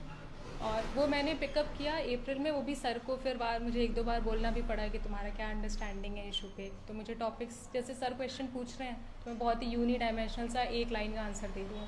तो वो सब आंसर मैं इसलिए दे रही हूँ क्योंकि मैंने तो पढ़े नहीं है न्यूज़पेपर, मुझे कोई व्यू से मतलब नहीं था उस टाइम। तो फिर वो मैंने स्टार्ट किया पढ़ना न्यूज़पेपर, तो इंटरेस्ट भी डेवलप हुआ, चीज़ों की अंडरस्टैंडिंग भी डेवलप हुई। और फिर मैंने क्या किया कि जो भी न्यूज़ पढ़ती थी और मैंने जो भी हॉबीज़ लिख रखे थे उन सब चीज़ों को मैंने ऐसे ऐसे अरेंज किया। जैसे मेरी हॉबी थी रीडिंग बुक्स, तो मैंने बुक में भी, और उसमें और मेरा इंटरव्यू था 5 अगस्त। तो there was a high chance, although question was not asked, but there was a high chance कि आर्टिकल 370 पे क्वेश्चन पूछेंगे। तो मैंने अपने बुक का भी बना लिया कि मैं कौन सी बुक बोलने वाली हूँ। तो वो बुक मैंने राहुल पंडिता की बोली थी, अवर मून हैज़ ब्लड क्लॉट्स, तो इट इज़ अबाउट इंसर्जेंसी इन कश्मीर। तो सारी चीज़ों को ऐसे ऐसे अरेंज किया कि अगर कोई टॉपिक पूछे तो एक बॉक्स में आएगा वो मेरे टॉपिक, और उसका बैकग्राउंड मेरे पास ऑलरेडी रहेगा। जैसे इंटरव्यू में मुझसे क्वेश्चन पूछा गया कि कौन सी मूवी देखी, मेरी ये भी हॉबी थी कि मुझे मूवीज़ देखना पसंद है, तो मैंने ऐसे कोई रैंडम मूवी नहीं बताई, वो मैंने इसलिए वो शेरनी मूवी बताई क्योंकि कंजर्वेशन, एनवायरनमेंट, इस पे मैंने बहुत वर्क किया। मेरा ऑप्शनल भी ज्योग्राफी था, तो मैंने वो मूवी भी देखी और फिर मैंने वही बताया भी, फिर मैंने उसमें 4 पॉइंट का वो आंसर भी दिया। फिर जब सर ने क्वेश्चन पूछा कि ज्योग्राफी में कौन सा टॉपिक तुम्हें पसंद है, तो क्लाइमेट चेंज पे मैंने और सर ने बहुत वर्क किया था। रिवर सिस्टम पे, क्लाइमेट चेंज पे, उस समय फ्लड्स भी आए थे जर्मनी में, तो इस पे भी सर ने एक आर्टिकल था, वो मैंने पहले नहीं पढ़ा था, द हिंदू में था, फिर सर ने बोला तो मैंने उसको दोबारा से रिविजिट किया, तो उसमें काफ़ी इंपॉर्टेंट पॉइंट्स थे। मेरे फादर इरिगेशन डिपार्टमेंट में, फ्लड डिवीजन में, तो मुझे तो वो सब करने ही थे कंप्लीट। तो जब वो क्वेश्चन पूछा तो वो ऑलरेडी सब पढ़ा हुआ था, तो मैंने बता दिया। क्वेश्चंस जो आएंगे वो आपके बैकग्राउंड से ही आएंगे और उसकी अंडरस्टैंडिंग होना बहुत इंपॉर्टेंट है। तो न्यूज़पेपर इस चीज़ों में आपको ग्रास्प करने में कॉन्सेप्ट्स थोड़ा जल्दी हो जाता है। अगर आप रोज़ न्यूज़पेपर पढ़ रहे हो तो ऐसा होता है ना कि 4 दिन बाद वही न्यूज़ रिपीट होगी। तालिबान पे इतने आर्टिकल्स हर दिन आते थे, पर हम लोगों ने जब स्टार्टिंग में कवर कर लिया था ना, तो फिर उन आर्टिकल्स में कुछ न्यू नहीं था। तो बाद में अगर तालिबान वाला दिखता था तो सर बोल देते थे इसमें कुछ नया नहीं है पढ़ने को, इसमें ज़रूरत नहीं पढ़ने की। जैसे फ्लड्स का, क्लाइमेट चेंज का, आर्टिकल 370 का, आप जब पढ़ना शुरू करोगे न्यूज़पेपर, स्टार्टिंग में थोड़ा सा ऐसे टायरसम लगता है, बट जब पढ़ना शुरू करोगे तो ये चीज़ है कि वो चीज़ बार बार रिपीट होगी, तो वो आपके एकदम सबकॉन्शियस में जाके वो एच रहेगी, so it will not be a problem. एक बड़ा इंटरेस्टिंग पार्ट है कि हम लोग शुरू से बात पे कमिटेड थे, ये इसी का बड़ा व्यू पॉइंट था कि इंटरव्यू बहुत ऑनेस्टली दिया जाना चाहिए, कोई आंसर रॉन्ग नहीं होना चाहिए। तो ये अपूर्वा के दिमाग में हर दिन भरा जाता था कि कोई भी चीज़ गलत नहीं बोलने की है। अपूर्वा बड़ा इंटेलिजेंट काम किया। इससे पूछा गया एशियन डेवलपमेंट का हेडक्वार्टर क्या है, इसने मिस हो गया, चाइना बोल दिया। लेकिन उसमें क्या हुआ, उसमें एक मेंबर ने रिएक्ट कर दिया, इज इट चाइना, इसको स्ट्राइक कर गया रॉन्ग है, इसने क्वेश्चन विड्रॉ कर लिया, आंसर विड्रॉ कर लिया। इसने सही आंसर नहीं बताया, सिर्फ आंसर विड्रॉ कर लिया। It shows a lot honesty in the candidate. कहीं आप बोलो मैं ईमानदार हूँ, इससे ईमानदारी परिभाषित नहीं होती, कैसे आप दिखाते हो। तो जब इसने मेरे को फ़ोन किया तो मतलब कि तुम्हारा शायद one of the best high point interview का ही है, यू रिमेंबर आई सेड कि it might possible, it is the best high point कि द मोमेंट यू रियलाइज कि I have done mistake, you are ready to accept it. देखिए, सवाल जो psychologist बैठता है वो कोई भगवान नहीं होता है, वह आपके सवालों से ही आपकी पर्सनालिटी को कंक्लूड करता है। तो अगर वो देखता है कि हाँ ये लड़की या लड़का अपनी गलतियों को स्वीकार कर रहा है, तो आपको पॉजिटिव मार्क्स दे ही देगा। जब अपूर्वा बाहर निकली होगी तो मेरा अपना स्पेकुलेशन है, अपना गेस है कि यह जरूर डिस्कशन हुआ होगा इस मुद्दे पर। तो यह एक जो ऑनेस्टी अच्छा, ये ऑनेस्टी ऐसे नहीं आती है कि मैं इंटरव्यू के दिन ऑनेस्ट हूँ, ऐसा नहीं होता है। आपको एक लंबी प्रक्रिया में ऑनेस्ट बन के आगे आना होता है। अगर आप लंबी प्रक्रिया में ऑनेस्ट बन के आगे तो उस दिन ऑनेस्टी नहीं आएगी, उस दिन आप एक्सपोज होगे ही होगे। दूसरा, शौर्य का एक बड़ा रिजर्वेशन, शौर्य का एक बड़ा मूड आ जाएगा कम। हाँ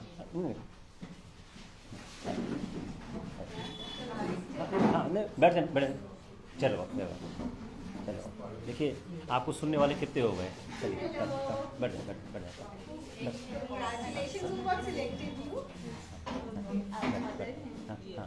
बहुत बहुत बधाई हो आपको, बहुत खुशी हुई।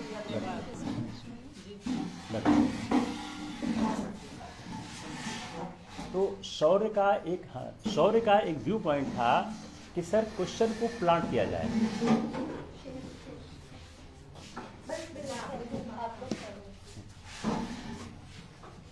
तो शौर्य का ये व्यू पॉइंट था कि क्वेश्चंस को प्लांट किया जाए। उस व्यू पॉइंट क्यों डेवलप हुआ कि शौर्य ने खुद क्वेश्चंस को प्लांट किया था अपने इंटरव्यू में। तो हम लोगों ने क्वेश्चन प्लांटिंग इतनी ज़्यादा की, मेरे ख्याल से कोई सेशन नहीं है क्वेश्चन प्लांट किया हुआ। एवरी क्वेश्चन हम क्वेश्चन प्लांट करते थे, आंसर में क्वेश्चन की प्लांटिंग होती थी। ये सारी प्रक्रियाओं ने क्या किया, आपके दिमाग का एक विस्तार दिया कि how mind can be expanded like rubber, कितना आप माइंड को खींच सकते हो। तो जो एक जर्नी अपूर्वा की थी इस पूरे प्रक्रिया में, वो इसकी पर्सनालिटी के चेंज में बहुत इंपॉर्टेंट रोल प्ले की। ये फर्स्ट टाइम मॉक हुआ था तो ये फंबल करने लग गई थी कि जो सुएज कैनाल में जो एक शिप है वह डायगोनल कैसे होगी। तो राजगोपाल शर्मा क्या है, वो शिपिंग मिनिस्ट्री में ही काम करते हैं, नितिन गडकरी के साथ काम करते हैं। तो सुएज कैनाल में उनकी बड़ी मास्टरी थी, तो उन्होंने सुएज कैनाल पे इसको काफ़ी देर तक ड्रिल किया। तो उस समय प्रेशर में ये एक्सप्लेन नहीं कर पाई कि स्टॉर्म कैसे आया, स्टॉर्म का ज्योग्राफी कैसे हुआ। तो I will say the first mock was very disappointing.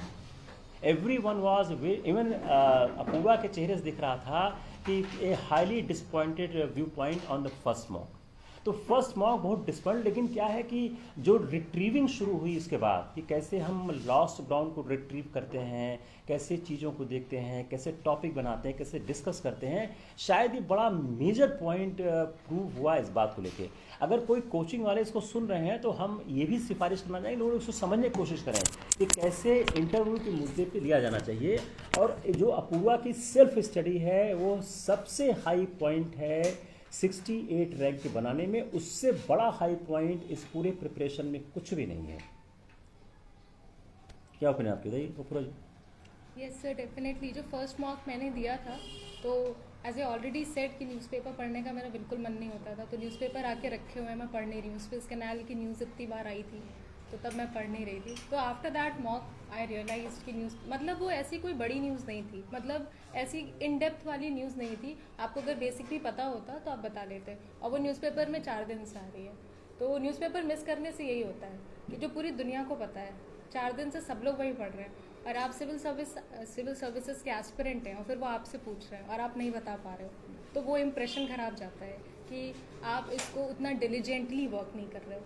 तो इसलिए न्यूज़पेपर वाला फिर पोर्शन तो मैंने स्टार्ट किया था। सर ने बोला था 2-3 पढ़ने को, मैं 1 पढ़ ले रही थी। फिर उसके बाद फिर एंड में आते आते 2-3 न्यूज़पेपर के एडिटोरियल्स, क्योंकि धीरे धीरे डेवलप करना था तो फिर मैंने स्टार्ट किया था बाद में, क्योंकि जो भी कई सारे क्वेश्चंस ऐसे थे वो they were happening in the news. और अगर आप कई सारे व्यू पॉइंट्स नहीं पढ़ोगे न्यूज़ के तो आपका जो पॉइंट होगा वो बहुत ही यूनिडायमेंशनल होगा, क्योंकि आपने बाकी पॉइंट्स तो कंसीडर ही नहीं किए। आपने वो खुद से, सब लोग जो बोलते हैं वो खुद से सोची हुई चीज़ें नहीं बोलते हैं। आप वो किसी की चीज़ें समझते हैं, उसको अपने आंसर्स में ढालते हैं, अपना उसमें कुछ ऐड करते हैं। यू नो, आप स्क्रैच से अपना कोई व्यू पॉइंट कभी किसी चीज़ पे नहीं बनाते हो। आपका एक बेसिक पॉइंट रहता है, उस पर आप बिल्ड करते हो। So that building will only happen when you will have varied resources. तो इसलिए newspaper was important. I realised वो मॉक देने के बाद कि I really need to work upon it, so that I started from April. एक मैं और स्टोरी शेयर करता हूँ विथ मी एंड अपूर्वा। हम लोग काउंटर क्वेश्चन पे बहुत कोशिश करते थे, तो मैंने क्या बोला कि आप चाहे प्रीलिम्स के बाद जब आपका मेंस इंटरव्यू आता है वो काउंटर क्वेश्चन से बहुत डिसाइड होता है। जैसे आप अपना मेंस का पेपर देखो, हर सवाल में कुछ पुछला टाइप का होता है, हर सवाल में वह आपको डिसाइड करता है आप मेंस क्वालिफाई करो। मेन क्वेश्चन डिसाइड नहीं करता है, जो मेन क्वेश्चन से अटैच क्वेश्चन होता है कई बार काउंटर टाइप का होता है। सेम इंटरव्यू में क्या होता है कि जो सवाल आज पूछा गया उसके बाद काउंटर सवाल होते हैं। जो काउंटर सवाल होते हैं उसका आंसर आपके फ्यूचर को डिसाइड करता है। तो for initial days we were working on the counter question and Apurva was too good. अपने पास 2-3 एस्पायरेंट थे but Apurva was too good on the counter question. Even बाद में काउंटर क्वेश्चन ये पहले बना, जैसे क्वेश्चन आता हम लोग जैसे तो काउंटर क्वेश्चन तुरंत बनाने लगती थी। तो जब कोई आदमी क्वेश्चन बनाना सीख लेता है तो शायद उसकी जर्नी बहुत आसान हो जाती है, बहुत आसान हो जाती है। तो काउंटर क्वेश्चन बनने लग गए थे। दूसरा क्या है कि ये लोग कहीं अपना डिस्कस करते थे, इनके पास बहुत लंबी क्वेश्चन की लिस्ट हुआ करती थी, बहुत लंबी लिस्ट हुआ करती थी। तो जनरली ये वो लिस्ट हमको एडवांस में सप्लाई होती थी। बाद में क्या है मैंने एक्सेस कर लिया था जहाँ से ये लोग करते थे। अब क्या है ज़माना उसका सोशल मीडिया का है, आप तो मैंने एक्सेस कर लिया था, उसमें कोई बताया नहीं, मैंने एक्सेस कर लिया था। तो ये मैं उसको पढ़ता था तो उसमें बड़े अच्छे अच्छे सवाल आया करते। मैं एक सवाल ज़रूर जिक्र करूँगा कि कैसा आप लाइफ पार्टनर चाहते हो, ज़्यादा ना, हाँ, कैसा आप स्पाउस चाहते हो। तो जो दूसरी लड़की थी उसने ऐसे स्पाउस की बात कर दी कि वो लॉर्ड राम टाइप के थे। हम कहा तब तो आपकी शादी नहीं हो सकती है, मतलब इम्पॉसिबल है। तो जो अपूर्वा का आंसर था वो बेटर था, हमका नहीं अपूर्वा उसको ठीक करते हैं। हम लोग कंक्लूजन क्या ड्राइव किया था कि हमको एक नम्र पति चाहिए। तो इसने पूछा सर इससे फ़ायदा क्या होगा। हम कहा आप बोलो कि मैं नम्र हूँ तो क्या है इसमें एरोगेंस आ गया। The moment you are telling I am humble itself an arrogance, itself an arrogance. अगर आप कहते हो मुझे अपना जो लाइफ पार्टनर है वो नम्र चाहिए तो आप नम्रता की रिस्पेक्ट कर रहे हो कि आप हम्बलनेस पे आपकी रिस्पेक्ट है। तो without communicating I am humble you are humble. ये सवाल शायद आया नहीं था लेकिन आई एम जस्ट टेलिंग कि how minutely need to be prepared the examination system. Failure इसलिए नहीं होता है कि आपने नहीं पढ़ा है, आप पढ़ते हो, आप माइन्यूटली नहीं पढ़ते हो, माइन्यूटली तैयार नहीं करते हो। तो जो अपूर्वा की जर्नी का जो दूसरा इम्पॉर्टेंट पॉइंट है वो क्या है, इसने चीज़ों को बहुत माइन्यूटली समझने की कोशिश की थी। कि फाइन लाइंस क्या हैं, बिटवीन द लाइंस क्या हैं, कहाँ से क्वेश्चन और डिराइव हो सकते हैं, कैसे और तैयार किया सकते हैं। मैंने इससे कहा है आप अपने इंटरव्यू पे पूरी आप एक बुक फॉर्म लिखो, I want to publish an story of Apurva, कि पूरी लिखिए कि आपने कैसे तैयार किया, कि एक आम लड़की ने कैसे इसकी बहुत लंबी जर्नी नहीं है, 2018 से स्टार्ट करके 20 में इसका चैप्टर क्लोज हो गया है, 2 साल की जर्नी है। तो कम टाइम में एक बड़ा अचीवमेंट कैसे प्राप्त हुआ, दिस वर्ड शुड नो। मैं हमेशा बोलता हूँ कि 17-18 महीने पे आदमी तैयार होता है टू गिव एग्जामिनेशन। इसने 22-24 महीने में रिजल्ट प्राप्त कर लिया, तो उस रिजल्ट में ज़रूर कुछ खास बात है जो लोगों को जानना चाहिए, कैसे कम समय में एक बड़ा रिजल्ट प्राप्त किया जा सकता है। एक बुरा वो अपना शेयर को जितने वो नहीं किया, कोई प्लेसमेंट में आप बैठे नहीं, the commitment for the civil services. Yes, sir. 2018 में when I graduated, so I decided to not sit for any placement, not give any other exam. और ये मतलब अभी ऐसे डिसाइडिंग फेज में ही था, क्योंकि हमेशा एक माइंड में एक बैकलॉग रहता है कि आप जो compete करने जा रहे हो, it is one of the biggest examination in the country, and people जो ऑक्सफोर्ड में पढ़ रहे हैं वो भी एग्ज़ाम देने आ रहे हैं, people who are placed at a very high level, at very high positions, foreign में बहुत अच्छा कर रहे हैं, वो भी एग्ज़ाम देने आ रहे हैं। तो जो आपका कंपटीशन होगा वो बहुत अच्छे लोगों से होने वाला है, and will be very brilliant people out there. तो ये हमेशा था कि whether I am there or not, तो ये समझने में ऐसे 3-4 महीने का टाइम लिया मैंने। But the thing is that family को बहुत कॉन्फिडेंस था मुझ पर, मुझे इतना नहीं था पता नहीं। मेरे फादर ने बोला तुम करो, तुम कर लोगी, तुमसे हो जाएगा। मदर का भी यही व्यू था, मेरे फ्रेंड था, मेरा फ्रेंड का भी यही व्यू था। In fact when I was sitting, तो मेरी बहन ने बोला कि पढ़ना ही तो है, तुम सब पढ़ लोगी। तो इस तरह से ना आपके साथ के लोग अगर आप पे बहुत बिलीव करते हो, तो आपको भी ना इन द प्रोसेस अपने आप पर बिलीव हो जाता है कि चलो सबको लगता है तो कर ही लेंगे। तो इसलिए फिर वो मैंने स्टार्ट किया। तो फिर यही था कि जब यही करना है तो बाकी चीज़ें करने की क्या ज़रूरत है।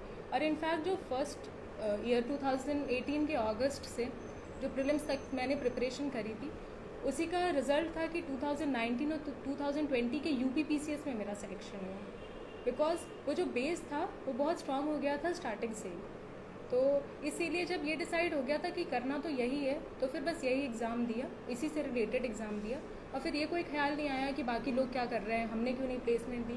आप पूरी दुनिया का सोच लो या फिर आप अपना देख लो, because at the end of the day you will have to focus on your life. आप ऐसे कंपेयर कर सकते हो कि इनका ये है, इन्होंने ये कर लिया, उन्होंने वो कर लिया, but you will have to live your life, so you will have to work on your life, so make it better in whatever way you can. सवाल है आप लोगों के? या ज्योग्राफी ऑप्शन पे क्लास है। सो ज्योग्राफी ऑप्शनल मैंने ले लिया था, तब मेरे को बिल्कुल नॉलेज नहीं थी सब्जेक्ट की, 6, 7, 8 में पढ़ा था, वही सोच के ले लिया। But that subject is very different जो आप स्कूल में पढ़ते हो और जो आपको UPSC के लिए पढ़ना है। तो इट इज़ वेरी डिफरेंट और डिफ़िकल्ट भी है और बहुत बड़ा है। The thing is about geography, it is too huge too big a subject to finish quickly. तो ये तो मेरा था ज्योग्राफी लेने का डिसीजन, तो बहुत ही ऐसे था, रैंडम था, बट अब ले लिया था तो I had to stick with it और डिलीजेंटली वर्क भी करना था। तो बुक्स ऑर्डर करी मैंने, जो भी मैंने टॉपर्स वगैरह की देखी थी, क्योंकि मैंने ज्योग्राफी के लिए कोई कोचिंग क्लास नहीं करी थी, तो शुरुआत में कॉन्सेप्ट समझने में थोड़ा प्रॉब्लम आ रहा था मुझे। बट फिर अब आपके पास बुक्स है, मटेरियल्स है, तो आप उसी से समझने की कोशिश करो। Eight the end of the day मैं यही समझाती थी कि ठीक है, इंग्लिश में लिखा है तो समझ जाएंगे पढ़ के, तो समझना ही है मुझे। तो यूट्यूब पे वीडियोस देखे उन कॉन्सेप्ट से रिलेटेड और आर्टिकल्स पढ़े, तो उन कॉन्सेप्ट्स को समझने की कोशिश करी। तो ज्योग्राफी का बेसिक बुक्स जो भी हैं, कोर्स मटेरियल की बुक्स, जैसे Savinder Singh physical geography, DR Khullar की जो है इंडियन ज्योग्राफी, माजिद हुसैन की human geography, models, thoughts and theories, और एक और बुक है geographical thought bye Majid Hussain. So these were the 5 books which I read. और कुछ टॉपिक्स थे जैसे बायोजोग्राफी, ये इसमें कवर नहीं होता है, तो मैंने ऑनलाइन एक कोचिंग थी, उसमें फ्री मटेरियल था तो उसको डाउनलोड करके वहाँ से पढ़ लिया। एनवायरनमेंट ज्योग्राफी मैंने एनवायरनमेंट पढ़ ही रखा था शंकर IAS बुक से, और थोड़ा उसके स्पेसिफिक चीज़ें पढ़ ली। But to be very honest, first attempt में मैंने पढ़ तो सारी चीज़ें ली थी, but I did not practice writing answers for geography. तो वो it was the biggest debacle in first mains. I could not complete around 60 to 75 marks worth of questions in geography. And when I got to know the result, I got good marks. In fact, अगर मैंने वो 70-80 question number के question नहीं किए, I got 221. So I was happy with those marks. मुझे तो ये लगता था मेरे 2 डिजिट में तो मार्क्स नहीं आने वाले. ज्योग्राफी में मैंने इतना पेपर छोड़ रखा था, तो I was not selected. But जब मार्कशीट आई तो मुझे लगता है मैं बहुत ज़्यादा खुश थी. सेलेक्टेड लोगों से ज़्यादा भी मैं खुशी मना रही थी कि मेरे 2 डिजिट में मार्क्स नहीं आए ज्योग्राफी में. फिर then I decided no that ठीक है, कर लिया जो भी गलत काम हुए इसमें, but now I will have to work upon answer writing, finishing the paper. So I joined a test series for geography. फिर उसको मैंने पेपर कंप्लीट करने की कोशिश की, एंड इस बार पेपर कंप्लीट हो गया था ऑलमोस्ट. मतलब पूरा तो नहीं हो पाया था, बट लास्ट क्वेश्चंस हो गए थे ठीक से ज्योग्राफी में. और कुछ सवाल? ज्योग्राफी की मैंने शबीर सर की टेस्ट सीरीज़ ली थी 2019 के अटेम्प्ट के बाद. और कोई सवाल किसी का? सुशील को पहचान नहीं हो, साथ इंटरव्यू दिया था आपने, सुशील मिश्रा. ये कोई सवाल है किसी के पास? और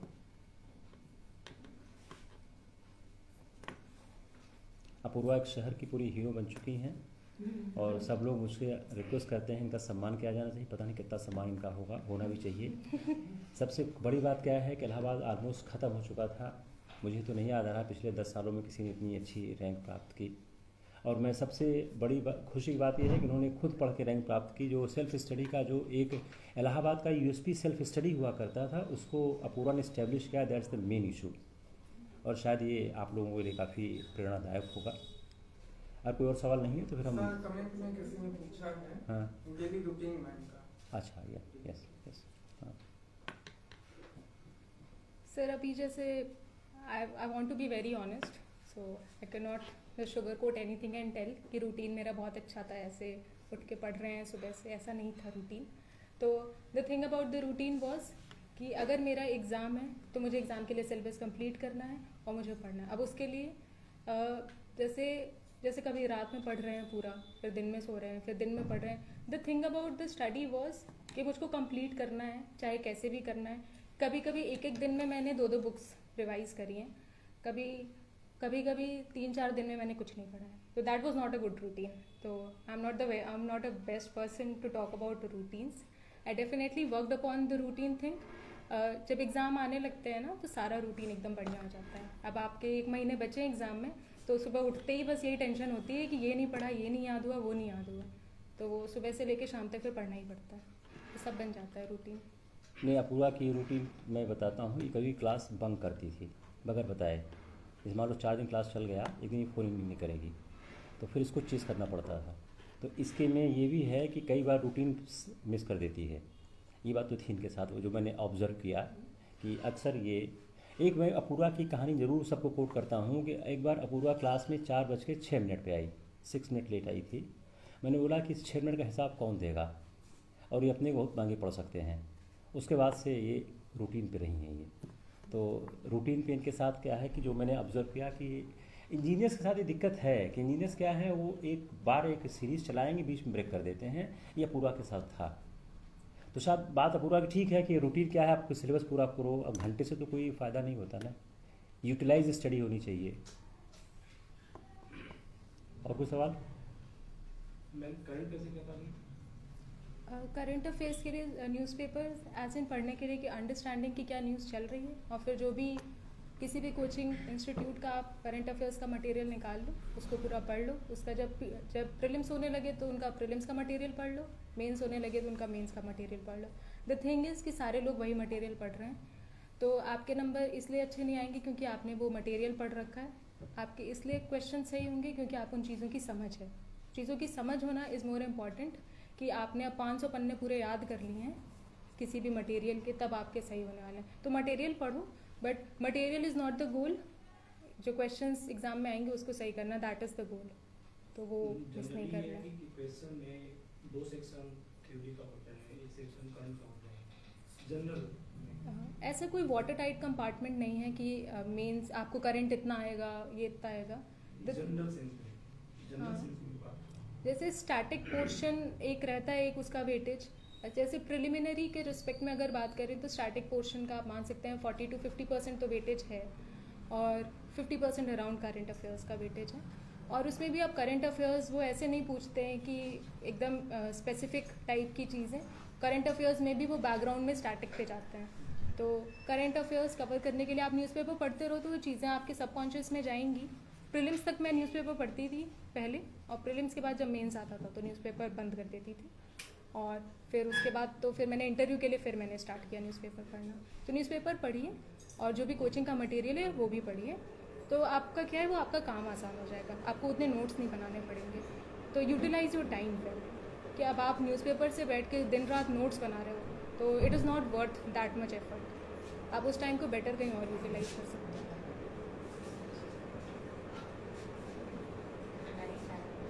और कोई सवाल और कुछ है क्वेरी किसी की? सेल्फी उल्फी आप लोग ले लो। You all want to take selfie, photo of your DP. आप अपूर्वा की फ़ोटो भी लगा सकते हो कपड़ों में टू इंस्पायर। मतलब आई वुड वांट टू से कि just D glorify the services. ये जो रोमांटिसाइजेशन है सर्विसेज का, प्लीज़ उसको कभी मन में मत लाना। एग्ज़ाम को एग्ज़ाम देकर देना, ये नहीं कि हमको IAS बनना है, हमको एकदम अब सब लोग हमको सेलिब्रिटी समझेंगे या फिर ये सब बिल्कुल मन से निकाल दो। It is just an exam, just a service, you just have to work hard. Exam के सेलेक्ट होने के लिए भी, एग्ज़ाम में बाद में भी सेलेक्ट होने के लिए आपसे बेटर लोग रहेंगे, आपसे बेटर काम करेंगे, दूसरे डिपार्टमेंट्स में रहेंगे, प्राइवेट सेक्टर में रहेंगे। Will be people better than you at every place. You just have to better yourself. तो आप ये सोच के कि अब आप एकदम सुप्रीमेसी करने वाले हो, तो please that is not the thing जो आप लोग कभी भी करना। Do not romanticise the process, do not glorify people out of proportion. और कुछ? रजत आपका जूनियर है पूरा, खड़ो रजत। ये HUDI का भी है। नहीं सर, CSG हाँ? मैं सर, आईडी CSG का नाम लेता हूँ। अच्छा, वो कुछ सेम करता है। ओके, परिचय देखे थे पहले तो? जानते थे? अच्छा, अब तो जानते ही हो। जानते थे। कॉलेज सात कॉलेज में थे।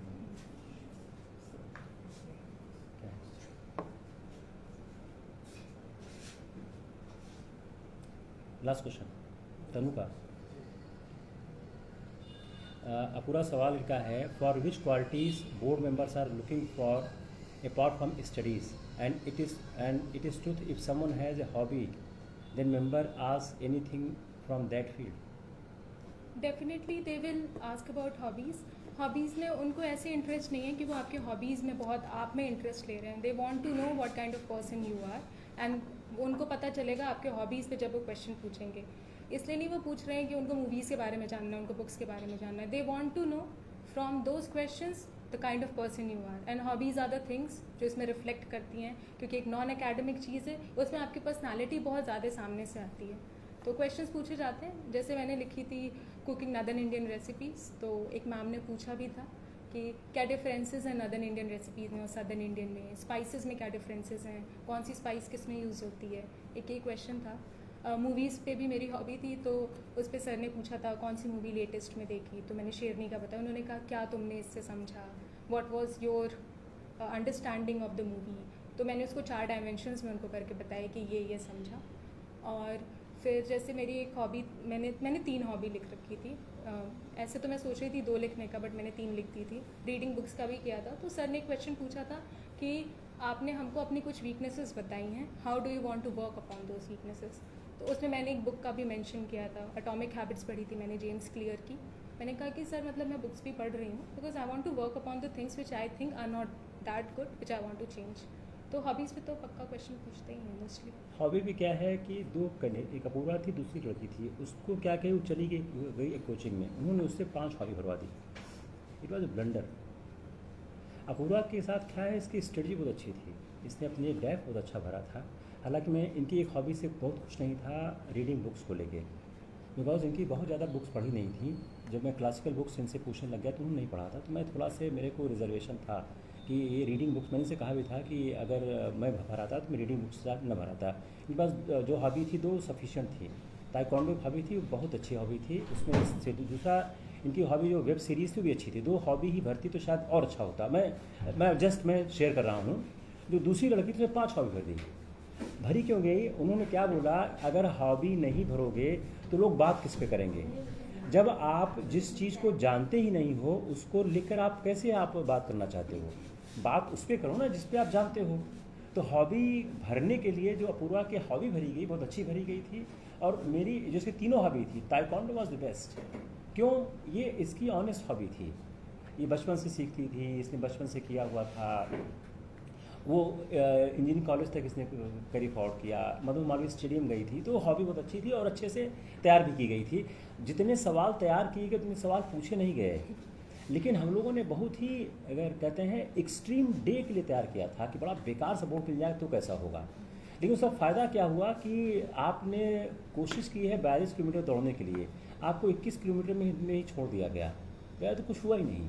तो एग्ज़ाम से, इंटरव्यू हॉल से निकल के लग रहा था कि मतलब हाँ, हो गया इंटरव्यू, कुछ हुआ नहीं। कुछ हुआ ही नहीं। जब ये निकली इसका जो फल बोला, sir I am very relax, it was her first reaction, sir I am very relax. जब मैंने इंटरव्यू सुना तो कहा सिलेक्शन तो 100% होगा।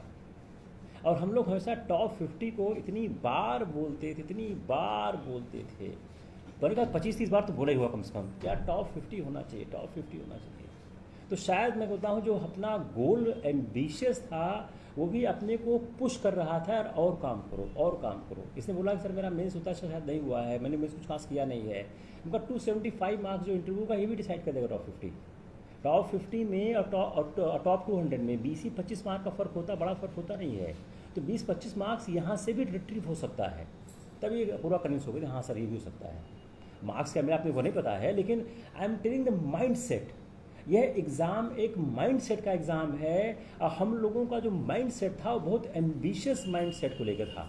जैसे कई बार मैं इति बोलता था, तो मैं इति उसमें पढ़ा इन्वायरमेंट, इति के पास टाइम की शॉर्टेज होती थी, अगर तो उसको इन्वायरमेंट में टॉपिक दो, तो मैं इन्वायरमेंट जो देती थी इति उसको पढ़ता था, मैं से इन्वायरमेंट में सवाल करता था। अपना जो फोटे था जो मेरा, वो फोटे मेरा इन्वायरमेंट और जोग्राफी नहीं है। तो शोर के साथ दिक्कत क्या थी, शोर पास टाइम के शॉर्टेज, साहित्य के पास, तो मैं लोगों से पूछता यार क्या क्या हो सकता है। और तो फिर मैं शौर्य को अंत में जबरदस्ती पकड़ा कि नहीं आप जुलाई में आप करो, तो फिर शौर्य जुलाई में इसको इंट्रोड्यूस किया कि नहीं यार आप इसके साथ 3-4-5 सेशन ज्योग्राफी में करो। तो शौर्य के साथ खास बात क्या है, जो करता है वो पढ़ के करता है, जो मस्ट एक्सपीरियंस बहुत पढ़ करता है। तो उसने ज्योग्राफी की, उसने जब इसका सेशन फिनिश किया, इसके इंटरव्यू के 7-8 पहले, बोला सर ज्योग्राफी में कोई प्रॉब्लम नहीं आएगी। अपूर्वा क्या था सर, ज्योग्राफी में उसे सवाल पूछा जाए, she was so unsure geography, बस वही हुआ भी, ज्योग्राफी पर कोई सवाल पूछा ही नहीं गया। It's a very interesting journey which she carried forward, और इलाहाबाद के लिए बड़ी इंटरेस्टिंग जर्नी है, ज़्यादा से ज़्यादा लोगों को उसको सुननी चाहिए। इसीलिए हमने चाहा कि एक पब्लिक प्लेटफॉर्म पर ये जर्नी जाए, और जो इलाहाबाद विश्वविद्यालय के जितने छात्र हैं वो सुने, और शायद ज़्यादा प्रेरणा प्राप्त होगी। मेरे ख्याल से काफ़ी हो गया, अपूर्वा भी थक गई होगी बोलते बोलते। हाँ, अब जरूर I want to I request to the Apurva's mom कि आप भी कुछ बोलेंगे, आपको कैसा ये पूरा टाइम लगा, किस तरह लगा आपको? बहुत अच्छा लग रहा है और इसके ऊपर तो कॉन्फिडेंस सही में शुरू से था, क्योंकि ऐसे ही करती जाती थी ना हर चीज़ जी, तो लगता था कि ये कर लेगी, तो यही कॉन्फिडेंस हम लोगों को था, जो कि पूरा। पहले इसने बोला मैं आईएएस बनूंगी, पहले आपने बोला? नहीं, इसने खुद बोला है बचपन में, जब कितने साल में? 5th क्लास में, ऐसे नहीं कुछ, तो फर्स्ट टाइम मेरी रैंक आई थी 3rd। तो वो बोलते थे कि कॉलम में लिखो कि what do you want to become, तो वो घर पे पूछा कि क्या लिख दें इसमें, तो फिर ये हुआ चलो लिख दो आईएएस। तो अब कभी भी कोई भी रैंक आती थी वो लिख देते थे, एग्जाम के बारे में कुछ पढ़ नहीं रहे, सोच नहीं रहे, बट हर जगह वही लिख रहे हैं, कोई कभी भी पूछ रहा है यही बोल रहे हैं। ग्रेजुएशन कर लिए, अब ये हुआ कि अब इतने साल से यही बोल रहे हैं, तो अब कर भी लेते हैं यही, जब बोला है इतना हर जगह यही बोल रहे हैं, कोई कुछ भी पूछ रहा है। तो ज़्यादा सपोर्टिव मॉम थी या डैड थे? सब वी कैन नेवर इसमें पूरा फिर सवाल का पूरा सेम सवाल मैंने किया था इंटरव्यू टाइम में, कि to whom you like more, father mother, she refused to answer, I said no, you answer it, याद है? Yes sir. But you have to answer it, you cannot say interview board कि I will not answer it, you answer it, कि आप अपने पिता और माता में किसको ज़्यादा प्यार करते हो। तो इसने थोड़ा समय लगाया, फिर आंसर दिया, मैं आंसर नहीं बताऊंगा।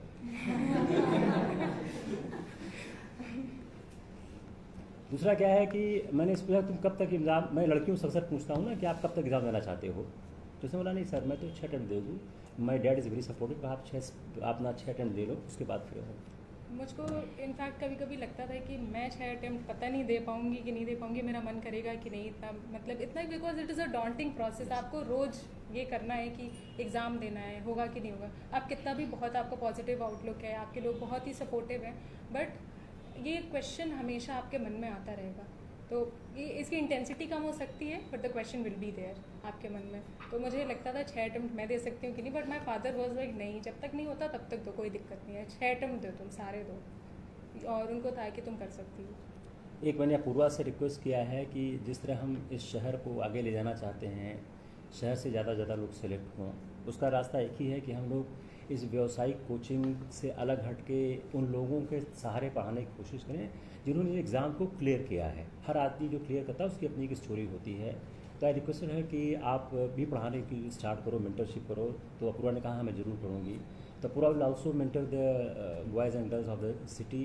अपूर्वा की मेंटरशिप ज़रूर अच्छी होगी। नई जनरेशन की लड़की है, शार्प लड़की है, अच्छा बोल लेती है, अच्छा पढ़ लेती है, तो निश्चित रूप से आप लोगों को ज़रूर फ़ायदा होगा। जो 2021, 22, 23 में लोग एग्ज़ाम देंगे तब तक ये डीएम कलेक्टर कुछ हो भी जाएंगी।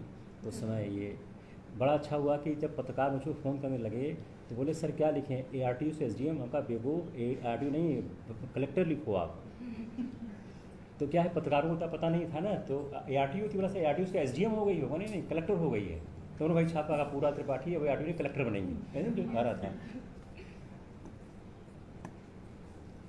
चलिए, बड़ा अच्छा रहा सहयोग। बहुत बहुत धन्यवाद आप लोगों का। इलाहाबाद विश्वविद्यालय परिवार में जो लोग इस चैट को देखे हैं, आप लोग कमेंट में सवाल आप ज़रूर लिखें, मैं सारे सवाल अपूर्वा तक पहुंचा दूंगा। और जो भी बहुत ही प्रॉमिसिंग कैंडिडेट होगा ज़रूर अपूर्वा उसको मेंटर करेगी। 2-3 लोगों को मेंटर के लिए मैंने रिक्वेस्ट किया है कि for the next exam for the 2-3 person she will mentor. हालांकि जो ट्रेनिंग के टाइम में समय कम मिलता है, थोड़ा व्यस्तता होती है, लेकिन ज़रूर समय निकालने की कोशिश की जाएगी। Thank you.